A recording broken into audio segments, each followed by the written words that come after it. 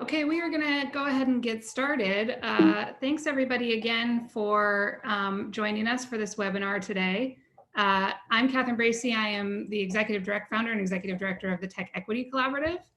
For those of you who aren't familiar with TechEquity, we are an organization based in Oakland that is working to make sure that the Bay Area's tech-driven economy is creating opportunity for everybody. So we're mobilizing tech workers and tech companies around a policy agenda that we think will drive broad-based opportunity rather than displacement and inequality. We do that in three ways. We educate tech workers about the issues that we work on. We advocate for policy solutions that will help advance that equitable agenda. And we connect tech workers and companies to the communities where they're based.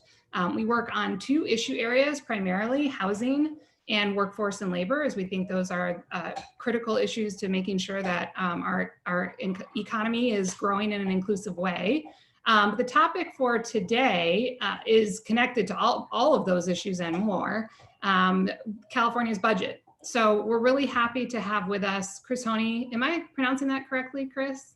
Sorry, I realized I didn't ask that before. It's Hoene, but it doesn't look that way. It's fine. Toney, the executive director of the California Budget and Policy Center, who's going to help us understand California's budget, how it works, but also what the ramifications of the COVID-19 pandemic have been for the budget and how we're going to get out of the deep hole that we find ourselves in today. So Chris, thank you for joining us. Thanks for having me. And I'm wondering if you can just start by saying a little bit about what the California Budget and Policy Center does. Yeah, thanks. We are a nonprofit independent policy shop that does research and analysis on state budget and policy issues with the goal of improving outcomes for low and middle income communities and communities of color. Great. Well, we know that California is the 5th biggest economy in the world, so you've got your work cut out for you. Can you just start by giving us a little bit of context about the California budget? Oh, before actually we get started, I just want to let everybody who's watching know we will be taking questions at the end. So if you have questions for Chris, please use the Q&A function, which you'll see at the bottom of the screen, to submit questions. And Marion Wellington, who's our communications director, will be in the Q&A. They'll be showing up at the end to help surface those questions. So please, as you're listening, drop the questions in there.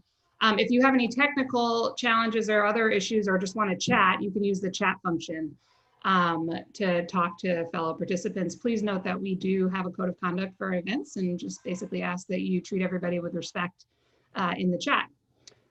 Okay, so having said that, Chris, give us a sense of what the budget is. How big is it?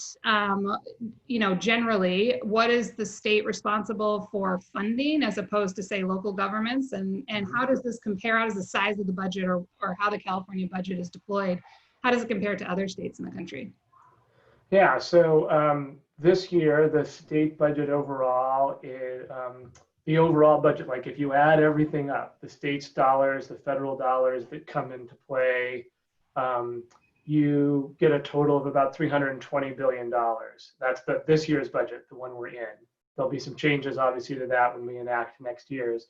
But really, when we're talking about the budget, we tend to mostly be talking about something called the State General Fund, which is essentially the checking account, the place where the state has some discretion about the funds that it spends year in, year out. The other funds are all federal dollars and some funding for specific purposes that the state leaders really can't move around very much. And so the general fund itself this year is about $147 billion, so about half of that total. That's what we'll mostly be talking about. That's this year's number, but that $147 billion will be lower when the legislature and the governor reach a deal on a budget because of what's happened with COVID-19. Most of those dollars are spent in two areas. So about 2/3 of the money that the state spends are in two groups of services. The first is in health and human services. So these are largely programs and services for low-income communities, like healthcare services, childcare services, safety, various sorts of safety net programs, and the like. And the second grouping about half of that, about a third, I'm sorry, of the state budget goes to education, to K through 12 education and to higher education. And then the final third is all in a number of smaller things like state prison system, the state prison system, transportation, housing, and various other programs and services. So the big chunks are in health, human services, and education. And how does that size or distribution compare to other states? I mean, I assume our state budget is maybe the largest in the country. Is it orders of magnitude bigger? What are we talking about there? It's certainly the largest budget in the country, and it's order in terms of states, and it is orders of magnitude bigger than most of the states. It's not orders of magnitude larger than New York's or Texas's. So the usual sorts of suspects in terms of large state budgets. But compared to most states, ours is really gigantic. We have conversations about billions of dollars. A lot of the states are talking about programs and services that are in the millions range. So, and we certainly, as a state, most state budgets look fairly similar in terms of the functions that they fund. California more robustly funds things in the health and human services arena and in the education arena than many states do. So our shares of our state budget that go to those arenas are certainly larger. Yeah, and we're going to talk about one of the potential reasons why California's state budget is more disproportionately going towards education later. So signaling one of the topics I want to get into. So obviously, you mentioned what the current year budget is, and that was, of course, made before the pandemic hit. What impact has the pandemic had on the state's budget? And can you talk a little bit? I know there was a sort of budget proposal that the governor came out with early in the year before the pandemic, which has obviously had to be significantly revamped. So can you just talk a little bit about the impact of the pandemic and how that has changed, at least the governor's proposal? Yeah. So I'll try to do this in a way that I don't throw too many numbers out. But I said that this year's state general fund, its checking account, was $147 billion. When Governor Newsom came out with his January proposal for his budget, he was proposing a budget during a period of economic growth when we thought revenues would still be increasing. And he was proposing a budget of $154 billion. So another $7 or $8 billion estimated on top of this year's total. And so he was proposing a lot of program and service expansions and some new things that would be on the table. But by May, when the governor actually puts in place a revision to his proposal, of course, everything had changed. The state's income tax collections, corporation tax collections, sales tax collections were all declining. And so Governor Newsom reported in May that compared to January, there was a $54 billion reduction in his proposal. Now, there are a couple of caveats to that. It sounds really huge. There are a couple of caveats to that. One of them is that he was including all of those expansions and new programs that he was talking about. So he was talking about, starting from where he had in January. And second, he wasn't counting all of the federal dollars that had already been enacted at the congressional level in March and April. And so the number isn't quite as big as 54 billion. The state's legislative analyst office estimates the actual shortfall is somewhere between 18 and $30 billion, depending on what comes in terms of revenue, and they won't know more about that until July. So still a big number, but certainly blown a hole in the state budget compared to where we were in January. And now state leaders have to figure out how to cover that shortfall. Yeah, so I mean, I guess that is an interesting wrinkle to this because, of course, the tax filing deadline has been extended to July, and the state is legally obligated to pass a budget by mid-June. So they're trying to make a budget in the absence of really knowing how much revenue is going to come in. So can you just talk a little bit about the various revenue streams that they're looking at? Like, where does the state's money typically come from? Yeah. So basically about 2/3 of the state's revenue comes from the personal income tax. And our personal income tax is structured so that people who earn more money pay a higher rate, and it progressively works that way across the tax code. And we get about 2/3 of the state's revenues from that personal income tax. That's obviously taken a hit on two fronts. First, in late February and part of March, The personal income tax gets affected when people's capital gains decrease, and the stock market hit in that period of time resulted in a decline in capital gains parts of the personal income tax. But then, of course, all the people who've lost jobs and are unemployed or who've lost hours due to economic shutdown factors are losing income as well, which means their income taxes are going down. So that's the first and the most important source. The second source, which is about 20% of the state budget, is the sales taxes we all pay when we make purchases. And of course, while we're all sheltering in place, there's just a lot less of that. About 80% of that revenue comes from actual bricks and mortar style purchases, things we do when we go out and buy a cup of coffee, or you go buy a microwave or a TV or something.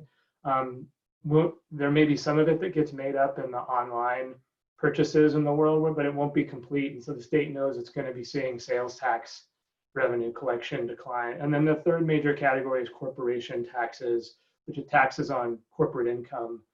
And of course, those are very dependent upon what happens with the stock market. And the filing deadline for federal and state taxes being pushed back to July really threw a major wrinkle in this year's budget process, because usually what happens is most folks are filing taxes in April. The state gets a really good picture of its revenue outlook, and then they put this May budget out, and then they pass a budget in June, and they've got a pretty good picture of things. Right now, they're trying to pass a budget. The governor had to make a May revision to his proposal with a very, unknown picture on the revenue side. They're doing their best to estimate it, but they basically in July are going to learn a lot more about what that revenue picture looks like. And I say that because there might be some surprises in it. So for instance, the stock market has done far better in April and May than people thought it would do in these circumstances. And so maybe those capital gains revenues are actually a little higher than they've just estimated. Or maybe the economic shutdown has been so dramatic for taxes that there's going to be some further decline they're not anticipating. So I say all that just to say they don't know, but there aren't any of their major revenue sources that aren't affected in some way either. So you've touched on a little bit, but let's just lay out the process. This is a process that happens every year, right? And what are the kind of milestones? Yeah. So there are two constitutionally required milestones that they have to hit, or three really. The first is that the governor has to put a budget proposal before the legislature before January 10th of each year. So he came out with his proposal on January 9th or 10th this year. The second is that the legislature has to pass their version of the budget that they send to the governor by midnight on June 15th. And so they just took that vote this last Monday. And then the governor has to sign the budget so that it's enacted to start the fiscal year on July 1st. Those are the constitutionally required deadlines. There's another deadline that is in state law that isn't in the state constitution. That is, the governor has to submit a revision to his January proposal by May 14th. So, basically we start in January, the legislature meets, comes up with their own budget, conducts hearings, receives public input from February through May. The governor submits a revision to his proposal. The legislature then meets again, has hearings, receives public input, puts their budget proposal forward by June 15th. And then the governor has a couple of weeks to review the legislature's budget, and he can do a couple of things. He can sign it and it becomes law, or he can actually use the veto power to actually reduce the costs of items or to actually eliminate programs. He can't increase anything in terms of spending, and he can't put new programs in place, but he does have a final ability to kind of take his pen to the budget and ink things out if he wants. Is that what's called a line item veto? The line item veto, right. And in truth, in the last decade, that hasn't been used very often. Governor Brown used it during the Great Recession when the legislature and the governor couldn't agree on the cuts that they were having to make. But since that time, the governor and the legislature have mainly reached a deal by that June 15th deadline, and then the legislature passes it, the governor signs it, and it's been done. But it's a little different this year, and I'm sure we'll talk more about that. Yeah, I was going to say, you say usually they've reached a deal by June 15th, but of course they didn't reach a deal this year. So Governor Newsom put out a revised budget shortly after it was announced there would be this huge deficit. the legislature kind of took a different, I wouldn't say they took issue with that, but they definitely had a different perspective about how the state needed to use its money to support people as we kind of recover from the pandemic and the recession. So can you just talk a little bit about the differences in the two proposals? How was Governor Newsom looking at this, and how did the legislature respond? Yeah, the key difference is about a set of trigger cuts is what they're all calling them. And they're calling them that because basically they're saying, look, if we don't get additional federal aid, we can't cover all of this budget shortfall on our own. And the governor estimates the shortfall after they do a number of other things.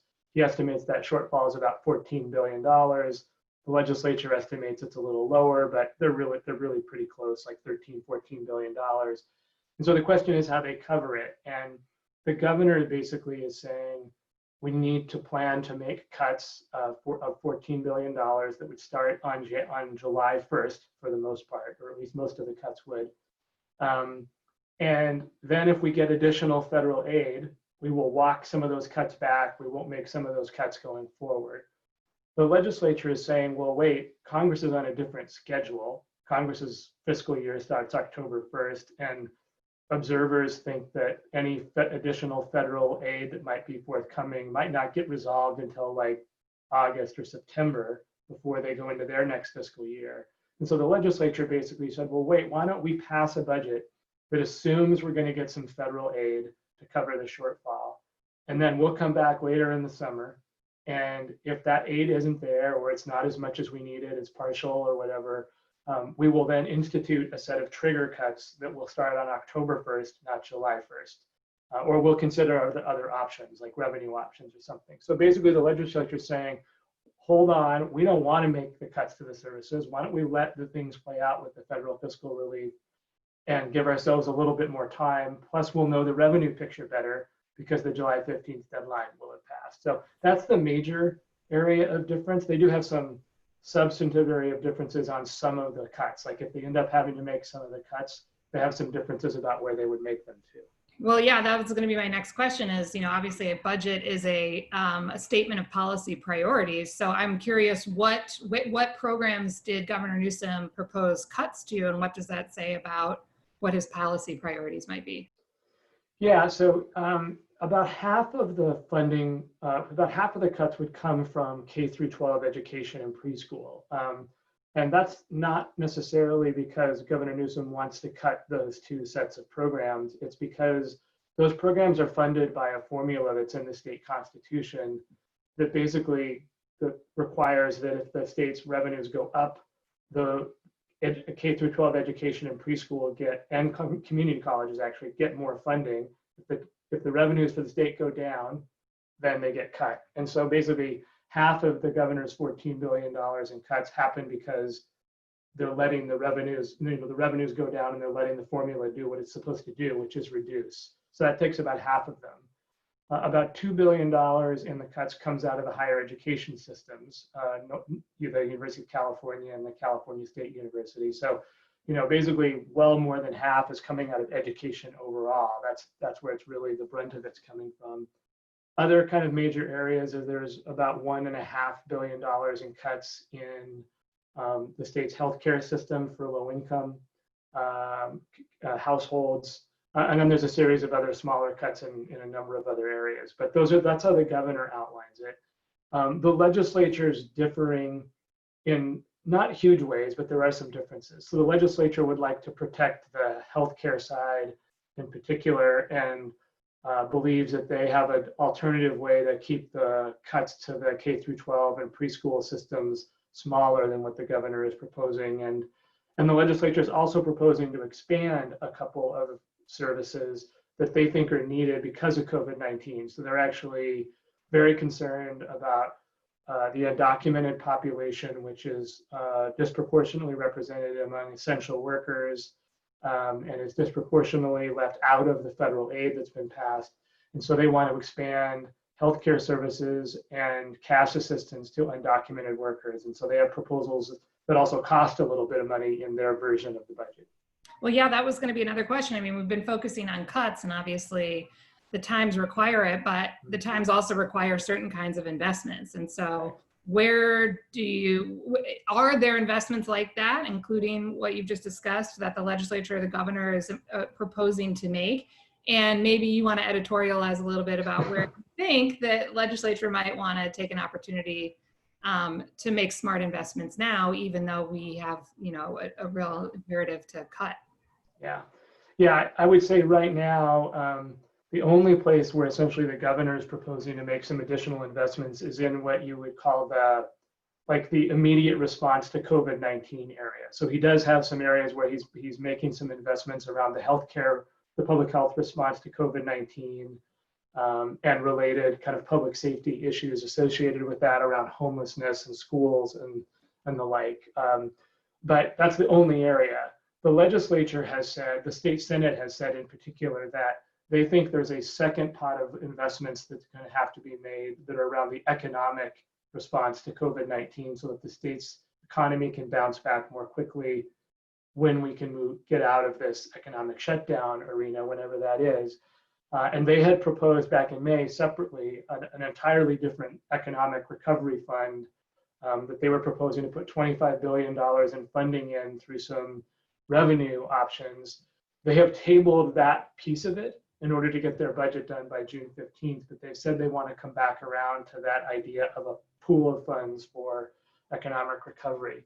From an editorializing perspective, I think the thing that I am most concerned about is that the legislature gave up or tabled this idea of an economic recovery fund pretty quickly. I don't know that they will come back, and I don't see the governor's office coming up with that kind of a response. And I ultimately think that in order for the state to be able to bounce back quickly, the urgency and the rapidity with which this recession came on us needs the same kind of policy response on the economic front. Like, we can't wait a year or 2 years to decide to do something bold on the revenue side so we can invest in the people, the businesses, the communities that have been impacted. We need to be doing something now that props those up so that those folks, those businesses, those communities are ready to bounce back. If we make cuts and we lay off workers at the state and local government level, we're just going to make the whole thing worse, and we won't be able to help the folks already affected, and that's going to make things worse for them, and it'll make it harder and longer term for them to bounce back themselves. So I'm not feeling particularly inspired about the fact that this has become an entire debate about which cuts we make and how do we cover shortfall, and then we're not having a debate about what kind of restructuring and reinvestment is needed going forward. So on mute. So we're going to talk about revenue issues shortly. One in particular that we're extremely excited about, but we'll get to that later. You mentioned, so June 15th, there was a vote.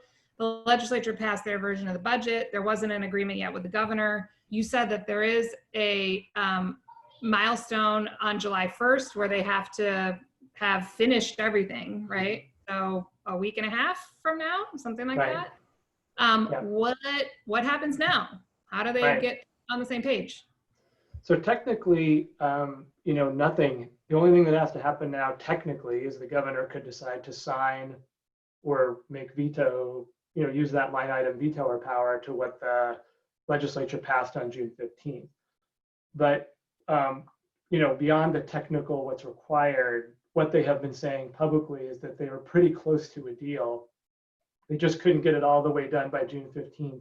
And so they are still negotiating as we speak, and the legislature is expected to come back and vote on another version of the budget before July 1st. That will be the deal that they've actually finally reached compromise on with the governor. And then the governor will sign that, presumably, and we'll start the new fiscal year on July 1st. That may not be the ultimately done deal, because that may only be just a temporary compromise they reach to get us started on July 1st. And so there's a lot of conversation that once they know more about the revenues and given the federal fiscal relief unknowns, that they may come back in August or September and reopen the budget and change the budget again based on knowledge and changing conditions at that point. So they're allowed to do that. They are. I mean, those deadlines are about what they have to do to put a budget in place by July 1st, but they do have the ability then in the middle of a fiscal year to make revisions to the budget based on changing conditions. In fact, they always do that. I think one of the little unknowns here is that there are always little tweaks to the budget that are made in August. What would be different this year is that there would probably be some fairly significant and large revisions, and that those would need more full deliberation of the legislature. And so the legislature would come back in the summer and essentially do kind of what they normally do between May and June and do that all over again. So let's talk about the federal piece of this, because I know a lot of the discussion is really riding on whether there is money coming from the federal government to help fill some of this hole. Is it smart to be relying on the federal government right now? And, what do you expect to happen? How safely can the state really budget based on that assumption? Yeah, so yeah, I think it actually is. It's good fiscal policy. It's actually smart economic policy for state and local governments to rely upon the federal government to provide relief and fiscal aid during times like these. And that has typically been how this has worked. And the reason is that state and local governments are required by law to actually balance their budgets. They can't carry deficits, or they can carry debt for things like infrastructure, but they can't carry debt or shouldn't carry debt for things like operating shortfalls and things. So, and they don't print their own money. They don't have their own currency, right? So basically the federal government does have the power to have debt. That debt is held by investors and corporations around the world. And while there's certainly reasons we should always be concerned about federal deficits and federal debt, as a share of overall wealth and income in the United States, our debt and deficit levels are at pretty manageable levels. So in that sense, it makes sense for the federal government to use the fact that it can have larger deficits, it can spend more money, and then to make that spending available through state and local governments to prop the economy up. And so this was something that was happened during the Obama administration. Obama and Congress reached a deal on a stimulus package in 2009 and 10. It was actually a significant factor in helping state and local governments be ready to turn the economy around. And if anything, people, economists and experts in retrospect, think it just wasn't a large enough package. The challenge we're having this time around is that there's even more dysfunction now in Congress than there probably was back then. And even though they've done some federal fiscal relief in March and April, they're now acting as if they maybe don't have to do anything else, when in fact there's like significantly more relief needed. Relief for state and local governments. The unemployment insurance assistance the federal government provided is going to run out at the end of July. And there'll be a lot of people still unemployed, probably more people unemployed. So, they're going to have to figure out some kind of package. They're kind of sticking their heads in the sand about it right now, but it seems very likely that they're going to have to do something about it. They're just dragging their feet a little bit, and that's why most people think it'll be more like September, right before the start of the fiscal year, because everything Congress does these days has to happen at the last minute. Yeah, I guess that was sort of what I was getting at in my question, in terms of like, not how smart is it economically to depend on the federal government right now, but how smart is it politically to assume that money is going to be coming, even if it is the widely accepted thing that everyone knows we should do. Yeah, no, I do think there is a part of it that feels like a bit of a risky kind of roll of the dice, right? Given how difficult the federal politics are. And the fact that there appear to be people who are willing to do nothing, even if the human cost of all of this is really kind of a scary notion, but it's more real than it's possible that we could get through this round federally and they don't do anything. And so the state would need to actually make all of the cuts that it's considering making, or would need to raise significant new revenues in order to avoid making those cuts. Okay, so let's, first of all, before I get into the next topic, I just want to let everybody know we will be taking questions in about 10 minutes. So if you have questions, please use the Q&A function that's at the bottom of the screen to drop your questions in. We'll be surfacing those shortly. So just zooming out a bit, in California, there are some structural issues with our tax system, the way we collect revenue that have caused some, I guess, irregularities, let's say, and make it harder for us to survive recessions without a lot of pain. Can you talk about that boom bust cycle and what really are some of the structural issues with the state's revenue system that cause that? Yeah, so the structural issues are the function of the fact that we as a state, the voters in multiple instances over the last several decades have said that we value having what tax policy folks call a progressive tax system. And that's not meant to sound being progressive in a sort of Democrat versus Republican sort of a way. It means progressive in the sense that you pay a progressively higher rate the higher your income goes. And so we've said that we think a fair tax system is based on your ability to pay. So if you make a lot more money, you're going to pay a higher tax rate. The challenge of that for the state's revenues during downturns is that folks at the upper end of the income spectrum make a much larger share of their income off of things that are not wages and salaries, right? Most folks, when you say income, they think whatever their wage or their salary is that they're getting paid. Folks at the very upper income levels, it's coming off of stock, cashing in on stock, off of dividends they're getting as shareholders in companies and the like. That's where their wealth and income is coming from. And those things respond very quickly to shifts in economic conditions. And so what happens is our reliance on a progressive tax system means we get very sustained rapid growth during good economic periods. And then we get really rapid decline when we go into these periods of economic downturn. And it makes it harder to manage the budget. I think the answer to how to solve that isn't necessarily to make the system less progressive, because all that really means is that you're going to weight the system more on the backs of low and middle income taxpayers, and you're going to have less money because they have less money to pay in taxes. That's not necessarily a good result. You have to think about it as, okay, what do we do to save some of that money during the good times and put that away in a set of reserves?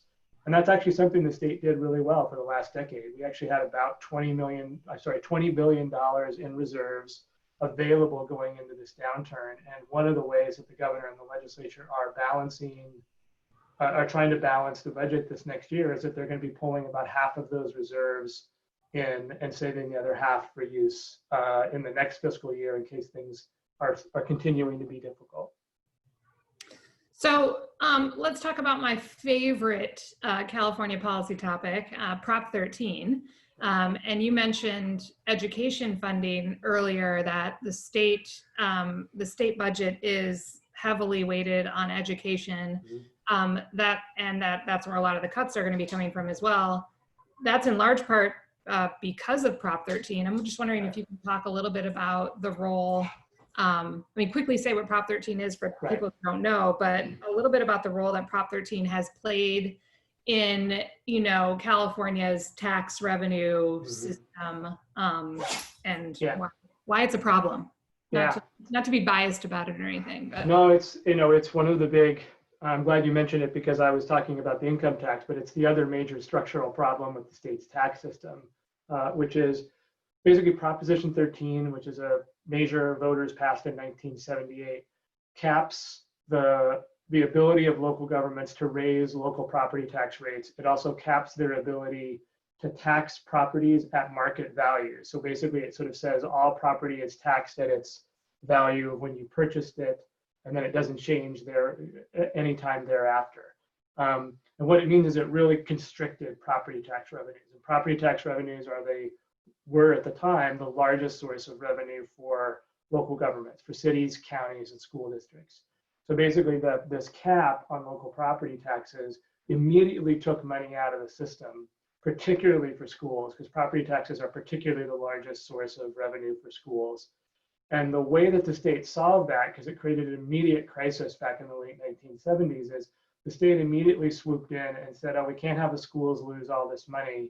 We, the state, will backfill the lost portion in order to protect schools. And in fact, the state had to do some of that because there had been a series of court decisions that had required the state to make sure that schools were more equally funded over time. And so the state had to come in and fill the hole. And ever since then, the way that we fund schools is there's sort of a tank for schools that has a constitutional formula that I mentioned before. And the local property taxes fill that tank up first, and then the state fills it up to whatever that level is supposed to be that's set by this constitutional formula.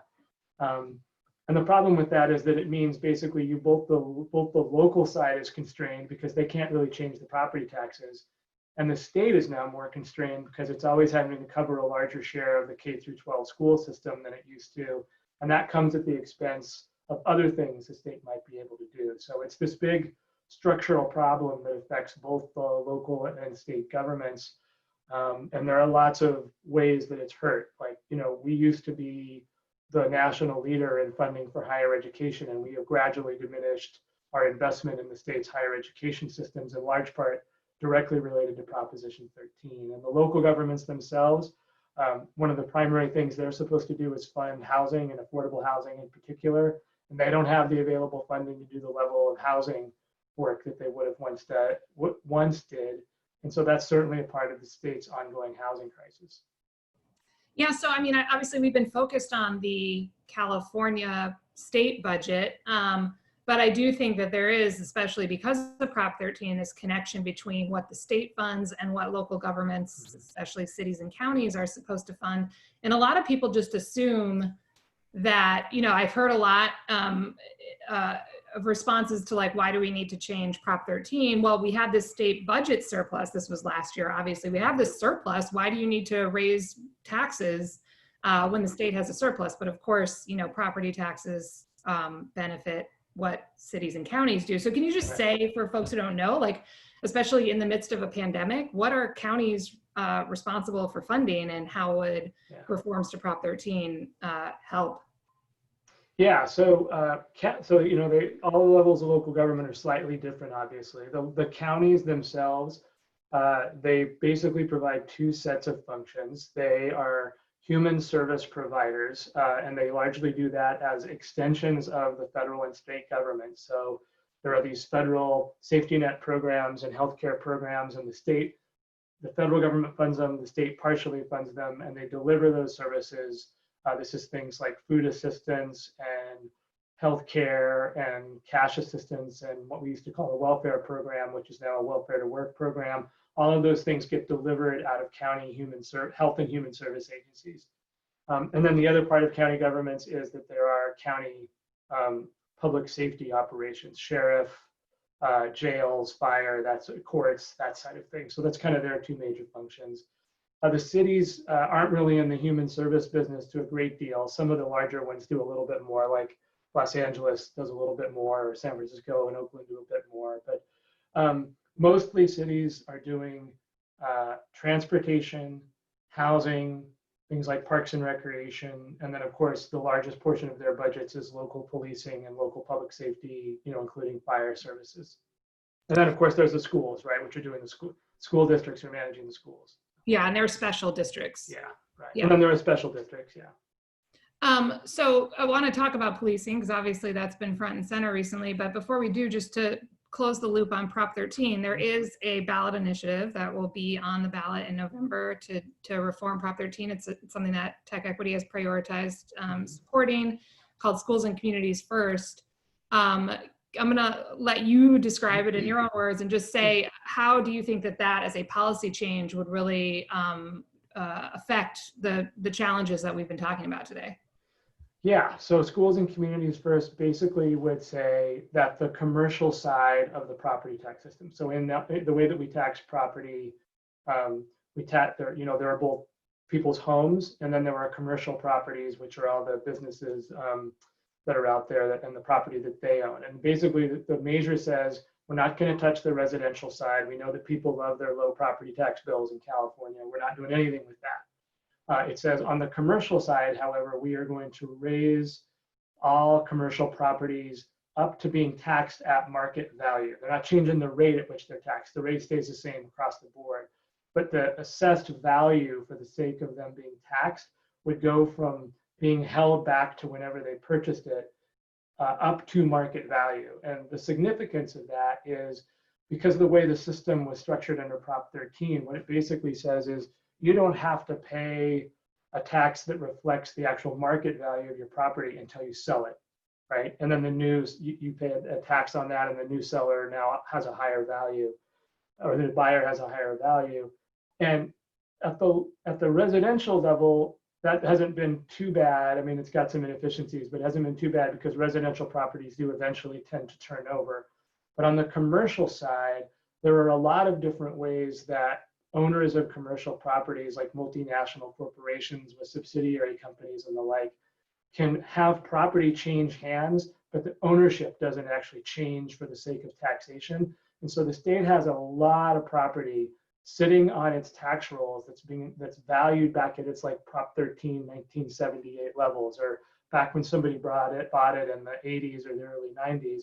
When you think about the value of all that property, right, what's happened to the value of property generally in California, that's a lot of value that isn't contributing taxes into paying for services like schools and local housing and transportation and things like that. So Schools and Communities First is trying to fix that commercial side of it, have that raise revenue. It's supposed to raise up to about $12 billion a year that would then be allocated to schools, cities, and counties.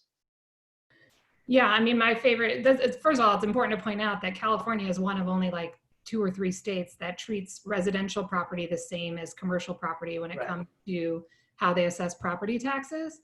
But also my favorite example of the loophole you just described is the office that Facebook occupies, which they are leasing, they don't own, so they don't pay the property taxes, but it just sold in a deal that valued or a portion of it sold in a deal that valued the building at $1 billion. And it's worth $1 billion because Facebook is the sole leaseholder in that building.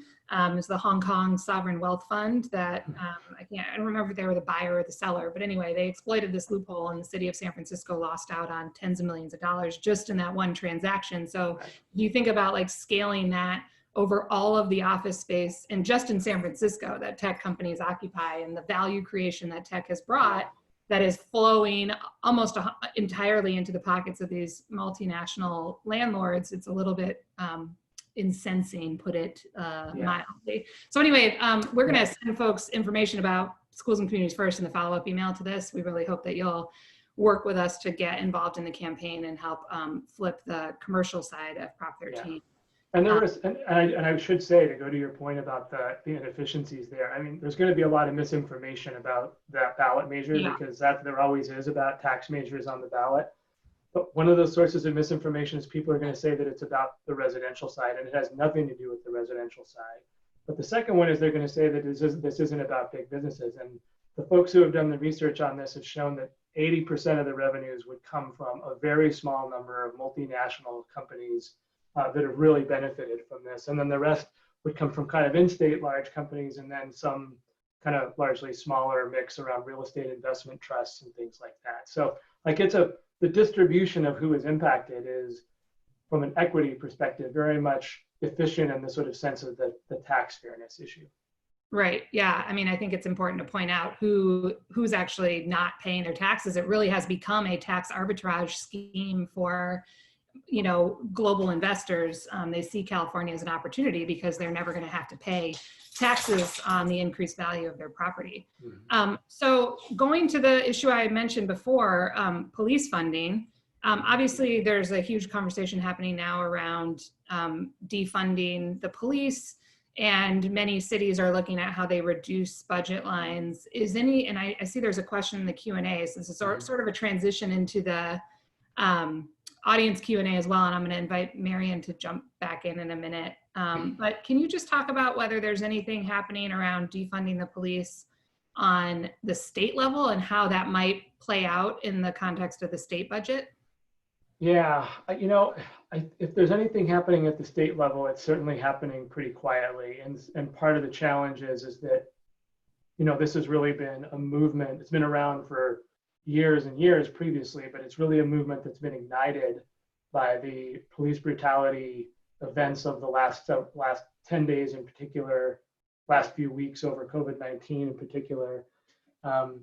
And but the fact that it's ignited in the last few days in particular means, given where the state budget process is, that there isn't a lot of time for them to do something new in that. But also the other challenge is that most of the funding around policing or local law enforcement is local, right? It's mostly sitting with city and counties. The only law enforcement that the state funds is its own California Highway Patrol, and otherwise the state's pot of funding is in state prisons, which is a whole other issue and related issue. But the question of policing is really going to be about cities and counties. Cities and counties are on the same fiscal year starting July 1st.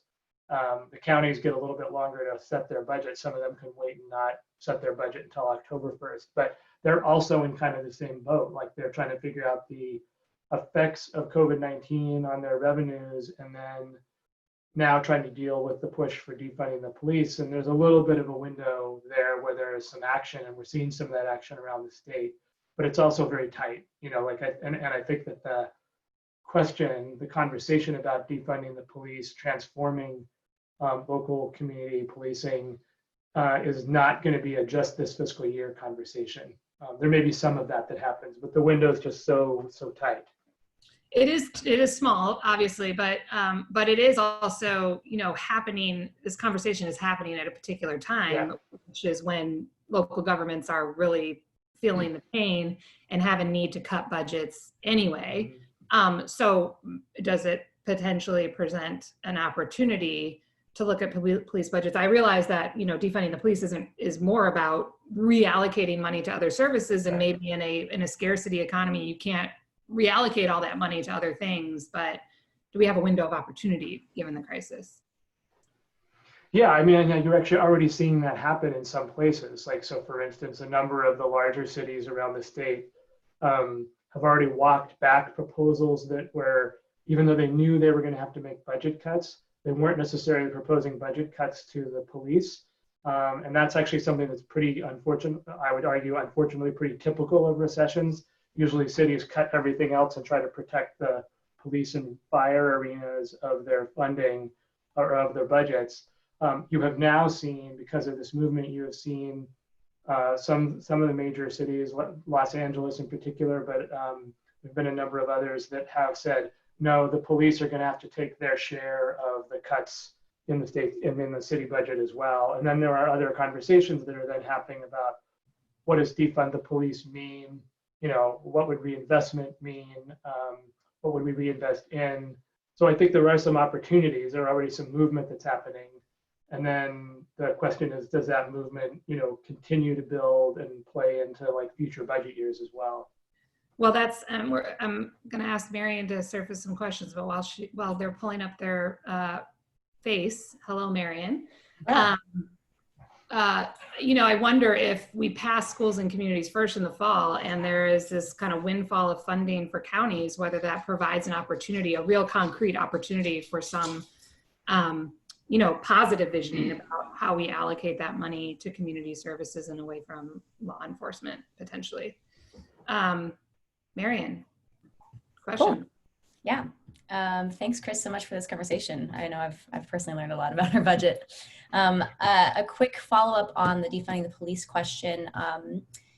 In here, we have someone asking about the amount of the state general fund that goes to law enforcement. You mentioned that it's mainly local, but wondering what the division is currently within the statewide budget. And maybe for prisons, since that seems to be something that the states are in charge of. Yeah. So basically, if you look at the state and local governments combined, so state, cities, and counties, they spend, we're actually going to put a brief out on this on Monday, so you're getting this early snapshot because I'm just reviewing the numbers now. But we're estimating that the total spending on law enforcement and incarceration together is about $48 billion. And that's basically equal to about what the state spends on K through 12 education in a given year and what the state spends on health and human services at the state level anyway. So a big number, right? The majority of that, so the majority of that funding on the law enforcement side is in cities and counties, and I don't remember the exact total there. The state prisons side of that as a total is in the range of about $13, $14, $15 billion, somewhere in there. And that's been kind of flat over time because the state's been gradually reducing the number of people that are incarcerated. So the rest of the funding is essentially local, right? So if you sort of take the prisons piece out of the equation, the rest of that is all on the city and counties. So I'm roughly doing this in my head as we're going, but somewhere in the low 30, 30 to $35 billion is actually sitting at the local level in local police departments, local sheriff's departments, county jails, and then some of the other things that are where they spend money, like on prosecuting crime and various sorts of things. There's also some spending in those arenas. And then just to put that in perspective, how much do you know off the top of your head how much the state spends on affordable housing? It's minuscule. Honestly, like the primary way that we do affordable housing is not through direct funding from the state. The state provides some funding, but most of that actually comes through local funding, leveraging bonds. So, basically issuing debt to afford to put money into housing projects, because housing has a long lifespan. So you can fund it with debt funding over time and with federal funding. So, the spending overall on law enforcement and incarceration, it's gigantic relative to what we spend on housing. Yeah, I was, you can correct me if I'm wrong, but I believe there was this year a budget proposal to address the homelessness crisis that was $2 billion. Yeah. So compared to the, 15 or so billion dollars that are spent on prisons, that's quite a number. Yeah. Yep. Marian, back to you. Great. We actually have a question that is exploring the economic argument for building more housing. So Allison asks, new development can provide an additional tax base, both the property taxes and new Californians moving into homes. Should the legislator be identifying strategies to streamline and expedite new housing and changing zoning to make it easier to build? Yeah, absolutely. I actually think that's one of the great challenges in California is that, our housing crisis is complex. And it's a result of a lot of different factors. One of those is Prop 13 that we've talked about, but a whole set of that is also about the regulatory framework that we have in this state, a lot of which is for good reason. We have an Environmental Quality Act in the state that is intended to improve air quality and water quality standards and things like that, and we want that. But some of the tools we put in place, regulatory-wise, have allowed folks to try to block all kinds of developments they don't want to see, right? So they don't want to, you try to put up a multi-unit housing facility in a residential neighborhood and suddenly everybody goes and blocks it, and they can file a lawsuit under state regulations to block it. And so there are a whole set of provisions like that if we really want to address the housing crisis, we're going to have to streamline the regulatory structures to make it more viable that we are able to build on the supply side. And I would just say, you're not going to do this with any one set of policies. There's going to have to be some housing supply strategies. There's going to have to be some demand strategies where you're helping fund the people who actually can't afford housing now. And those things in combination might actually drive together at trying to fix a housing crisis. And so the regulatory piece is a part of that. Yeah. Great. Thank you. Marian, I think we have time for one more. One more. All right. Let's see. We have Ben asking, could you talk about how the U.S. Census impacts the state budget and the importance of counting everyone? Yeah, right. Whole other important effort underway that's fundamentally important to how we're funded in the future, and that has its own challenges in a COVID-19 world, right? So the census, which happens every decade, is fundamentally important to the state in a number of ways. One of those is that most of the formulas in the health and human services arena, by the way that the federal government funds the state, are based on population counts, essentially, like how many people we have who are in particular categories that are eligible for federal assistance. So if the count is lower than what California's actual population is, it means we won't receive the federal funding that we should be receiving.